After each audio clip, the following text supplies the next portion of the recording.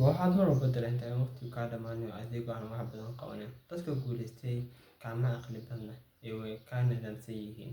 Haddaba su'aashu waxay tahay sidee adigu ku noqon kartaa qof wax soo saar leh? Muuqaalkan waxaan ku ogaan doonaa 5 talo kaliya qof wax soo saar leh. Qaybta koowaad waqtigaagu waa lacag.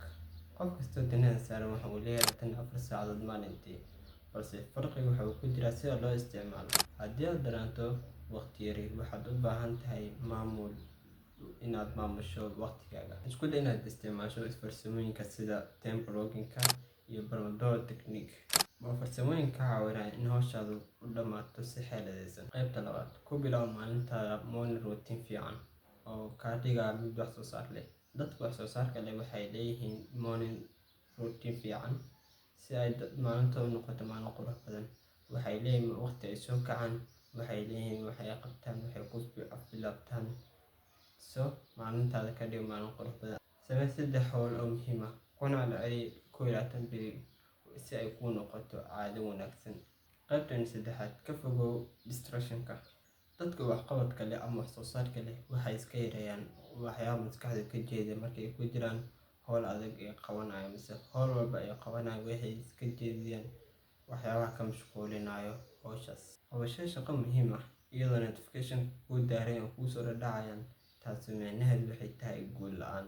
Marka ku day waqtiga shaqada kuu noqdo focus time oo aad waxyaabaha distractionka ama maskaxdaada ka mashquulinaya iska fogeyso ama iska jeediso. Qaybtan afraad hawl ku dhig.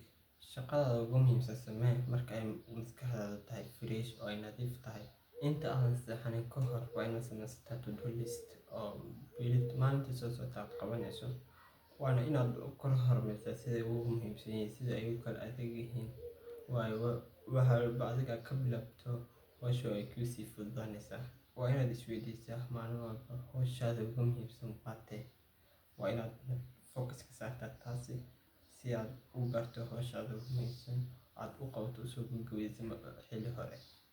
Waana uga bilaabto maalinta midaasi. Jooji la xisaabtanka naftaada. Qofka wax soo saarka leh waxa uu leeyahay waqti uu dib isugu noqdo. Inta aan seexanin ka hor 5 daqiiqo u qoonday nafsadaada self review ahaan. Maxaa hagaagay? Maxaa si hagaagay? Wixii hagaagay ha u qabanin, hana u joojinin. Berito ayaad qaban doontaa haddii Ilaahay idmo. Maalin cusub oo ka qurux badan maalintii shalay ayaa kuu soo socota inshallah haddii Ilaahay idmo. Productivity macnaheedu ma aha inaad mar walba shaqeyso. Waa inaad xulataa waxa muhiimka ah oo aad u shaqeyso si miyir leh. Maanta waxaad haysataa doorasho.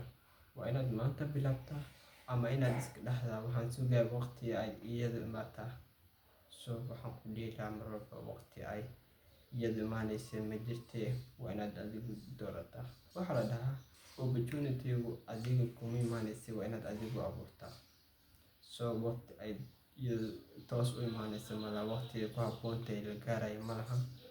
Waa inaad maanta adiga bilaabato oo aad create garaysaa wax aad doonayso. Isbeddelka waa kama bilaabto beri ee wuxuu ka bilaabmaa maalintii aad go'aan qaadato.